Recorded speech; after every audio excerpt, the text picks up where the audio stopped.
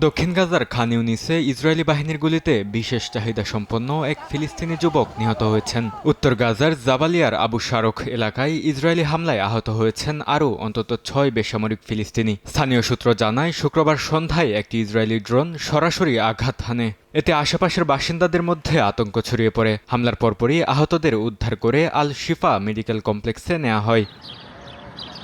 গাজায় চিকিৎসা খাতে ভয়াবহ সংকটের চিত্র তুলে ধরেছে আন্তর্জাতিক মানবাধিকার চিকিৎসা সংস্থা MSF। তারা জানায়, ২০২৬ সালের জানুয়ারির শুরু থেকে গাজায় কোনো চিকিৎসা সরঞ্জাম প্রবেশ করাতে পারেনি তারা। ইসরায়েলি বাধায় সীমান্তে আটকে আছে খাদ্য ও ঔষধবাহী ট্রাক। ফলে হাসপাতালগুলোতে দেখা দিয়েছে মারাত্মক সংকট।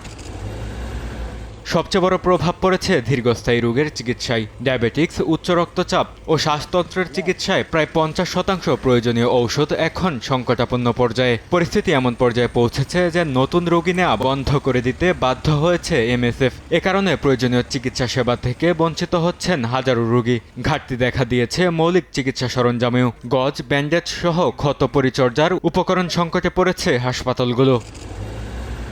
চিকিৎসকরা বলছেন, সীমিত সম্পদ দিয়ে সর্বোচ্চ চেষ্টা চালালেও দীর্ঘ সময় সেবা চালিয়ে যাওয়া সম্ভব নয়। অবরোধ অব্যাহত থাকলে প্রয়োজনীয় চিকিৎসা সংকটে মৃত্যু ঝুঁকি আরও বাড়বে। গাজায় জরুরি ভিত্তিতে চিকিৎসা সরঞ্জাম প্রবেশ নিশ্চিত করার আহ্বান জানিয়েছে সংস্থাটি। বরকতুল্লাহ, সময় সংবাদ।